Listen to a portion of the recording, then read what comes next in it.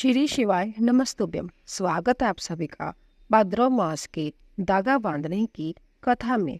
यह धागा भादो महीने की शुक्ल पक्ष के सोमवार को बांधा जाता है और माघ मास के महीने में खोला जाता है।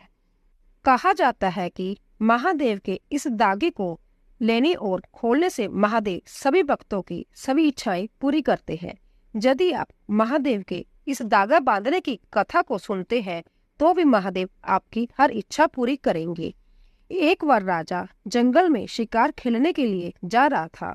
वहां उन्होंने देखा कि कुछ सुहागनें नदी के किनारे बैठकर शिव के धागे वाला व्रत कर रही है और आपस में कथा कर रही है। राजा ने पूछा, आप सब ये क्या कर रही हो? तो उन्होंने उत्तर दिया कि भादो महीने के चांदने सोमवार को 4 गांठों वाले महादेव बोले का धागा बांध रहे हैं। सुनकर राजा ने कहा, इससे क्या होता है? तो उन्होंने कहा, इससे अन्न धन भंडारा भरे रहते हैं। तो राजा ने कहा, एक धागा मुझे भी दे दो तो आपकी बड़ी कृपा होगी। तब उन सब ने कहा कि बैठ जाओ, अगर कोई धागा बचेगा तो तुम्हें दे देंगे। संजोग से 2 धागे बच गए। उनमें से एक धागा राजा को दिया और एक वही बेरी के पेड़ पर बांध दिया। धागा बांधते ही बेरी का पेड़ लहराने लगा और हरा भरा हो गया। राजा यह देखकर अचंभित और खुश हुआ। राजा ने घर जाकर वो धागा अपनी रानी को दे दिया और कहा कि यह धागा महादेव जी का है और भादो महीने के चांदने सोमवार को बांधना है। तो रानी ने राजा से कहे अनुसार धागा बांध लिया। सो महादेव जी की कृपा से उनके अगले साल 4 साल लगातार 4 बेटों का जन्म हुआ और जब बेटे बड़े हो गए तो उनकी शादी भी हो गई। 4 बहुएं घर आ गई। परंतु अब रानी को बड़ा अहंकार हो गया। बहुओं से कहने लगी, मेरा पति इतना बड़ा राजा है, उनके लिए कनक की चूड़ी बनाओ और अपने पति के लिए ज्वार की चूड़ी बनाओ। जब राजा घर आया तो उन्होंने रानी को कहा, मेरी चूड़ी लाओ। रानी ने कहा, आपकी चूड़ी छिक्के पर पड़ी है, ले लो। जब राजा सीढ़ी पर चढ़कर चूड़ी लेने लगा, एक ज्वार का दाना लहरा रहा था। तो राजा ने उसे दाने को उठाया, चूमा चाटा और बड़ी श्रद्धा से खा लिया। जब राजा आगे गया तो कनक की चूड़ी में कीड़े चल रहे थे। तो राजा ने कहा, जे क्या मजाक कर रही हो, उस चूड़ी में तो कीड़े चल रहे हैं। तो रानी बोली, महाराज, मैंने तो आपके लिए कनक की चूड़ी बनाई थी, फिर यह कैसे हो गया? तब जब रात को सब सो गए तो राजा को होने की आवाज आई कि राजा ओहिया संभाल। जय सुनकर राजा बोला, सुबह बताऊंगा। सुबह उठकर राजा ने अपनी बात सबको बताई। तो सबने राजा को सलाह दी कि अब होनी आए तो कह देना, धन दौलत राजकाज पर आ जाओ, पर मेरी रानी और संतान पर ना आए। तो अगली रात जब होनी आई तो राजा ने कहा, मेरी पत्नी और संतान पर ना आए, कामकाज धन दौलत पर आ जा। राजे का सारा राजपाट खत्म हो गया था। राजे ने रानी से कहा, रानी, अब बुरा समय शुरू हो गया है। राजा रानी ने दुब का डंका मुंह में डाल लिया और वहां से चल पड़े। रास्ते में उनकी बेटी का महल आया। जब राजा रानी अपनी बेटी को मिलने गए, उनकी बेटी जब अपनी माँ बाप के से मिलने आई तो हीरे का थाल भरकर लाई थी। जब पास तो वह कोयले के बदल गई। उसने कोयले को धरती में दबा दिया। वह अपने माँ बाप से मिले बिना ही चली गई। आगे राजा के दोस्त का घर आया। राजा अपने दोस्त के घर गया। दोस्त की घरवाली का हार मोरनी चुरा ले गई। दोस्त की घरवाली ने उनका अपमान कर दिया।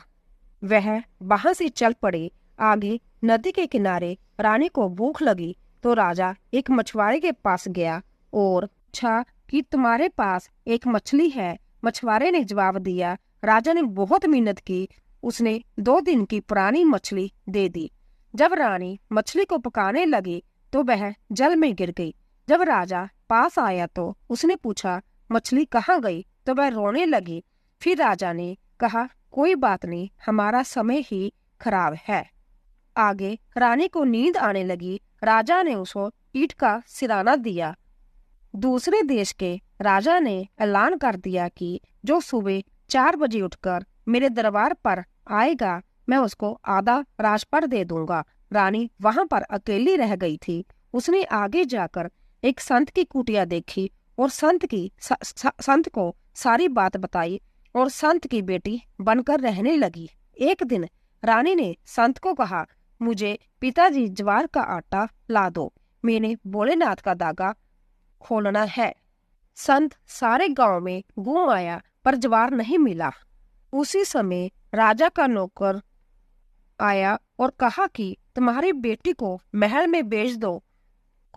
राजा को कथा सुनाने के लिए राजा का हुक्म है, वह तुम्हें ज्वार का आटा और चूरी दे देगा। रानी के साफ मना कर दिया और कहा, राजा को जहां भेज दो। जब राजा आया तो संत ने काली कंबली का पर्दा कर दिया। राजा बाहर था और रानी अंदर। जब उन्होंने कथा पूरी कर ली तब वह पर्दा फट गया। राजा रानी को सब याद आ गया। राजा रानी को देखकर मुस्कुराने लगा। संत राजा को मारने को आया। रानी ने कहा, पिताजी, राजा मेरा पति है। किसी समय भोलेनाथ की हम पर कुरूपी हो गई थी, हम अलग अलग हो गए थे। संत ने राजा रानी को विदा कर दिया। रानी के हाथ में दही का एक मटका दिया और कहा, अगर रास्ते में दही फट गया तो समझना कि तुम्हारे पिता का देहांत हो गया। रास्ते में दही फट गई। रानी ने राजा से कहा कि वापस चलो। वहां पर देखा संत हुक्का पी रहा था। रानी ने कहा, पिताजी, आप ठीक ठाक हैं? संत ने कहा, मैं तुम्हारी परीक्षा ले रहा था कि बेटी दुख में काम आती है या नहीं। जब राजा रानी आगे चले गए तो मछली राजा रानी के पैरों में गिरने लगी। आगे गए तो दोस्त की घरवाली ने राजा रानी से क्षमा मांगी और मोरनी हार वापस दे गई। राजा रानी जब अपनी बेटी के शहर से निकलने लगे तो बेटी अपने माँ बाप से मिलकर रोने लगी और क्षमा मांगी। जो कोयले धरती में दबा दिए थे वह हीरे बनकर राजा रानी के पैरों में गिरने लगे। जब राजा रानी अपने देश पहुंचे तो सब राजपाट पहले जैसा बन गया। रानी ने कहा, पर भोलेनाथ की कृपा हो गई। हे भोलेनाथ, ऐसी कृपा सब पर बनाए रखना। बोले शिव शंकर भगवान की जय। तो दोस्तों, आशा करती हूँ कि आपको हमारी कथा अवश्य पसंद आई होगी। प्लीज़ जाने से पहले चैनल को सब्सक्राइब कीजिए, लाइक कीजिए और ज़्यादा से ज़्यादा शेयर कीजिए। आप सभी का धन्यवाद।